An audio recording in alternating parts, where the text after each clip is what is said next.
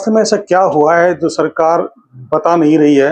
हमारे सीडीएस है वो कहते हैं कि हाँ, कुछ तो हमारा नुकसान हुआ है।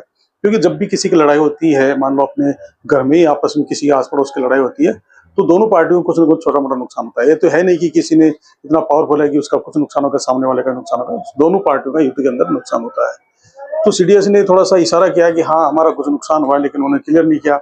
अभी जो डोभाल साहब हैं, हमारे जो राष्ट्रीय सुरक्षा सलाहकार हैं, वो कह रहे हैं कि पाकिस्तान एक ऐसा सबूत दे दे हमारे को जिससे हमारा नुकसान हुआ हो, तो ऐसा कोई सबूत नहीं दे सकते क्योंकि हमारा कुछ नुकसान नहीं हुआ है।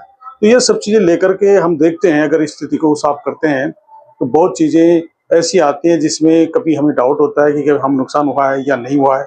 लेकिन भारत सरकार से ये जवाब मंगाया 21 जून से, यानी कल से जो है भारत का संसद का मानसून सत्र चलने वाला है। तो उस मानसून सत्र के दौरान अब उनसे ये जवाब मांगा जाएगा कि वास्तविकता क्या है। अगर ऐसा हमें नुकसान हुआ है तो कितना हुआ है, और अगर नहीं हुआ तो क्यों, क्या नहीं हुआ, ये सब चीजें बतानी पड़ेंगी।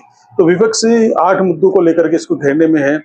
एक तो है पहलगाम हमला क्यों हुआ, सिक्योरिटी नहीं थी, भारत सरकार क्यों ऐसी जगह पर सिक्योरिटी उपलब्ध नहीं करवाती है। दूसरा है कि अगर युद्ध में नुकसान हुआ तो कितना हुआ, और जो सीज फायर किया है वो ट्रम्प के कहने पे क्यों किया, भारत सरकार अपना खुद का निर्णय क्यों नहीं ले सकी। ऐसी चर्चाएं आने वाली है। तो आज के लिए इतना ही, कल फिर मिलेंगे एक नए वीडियो के साथ। तब तक के लिए नमस्कार, जय हिंद, जय भारत।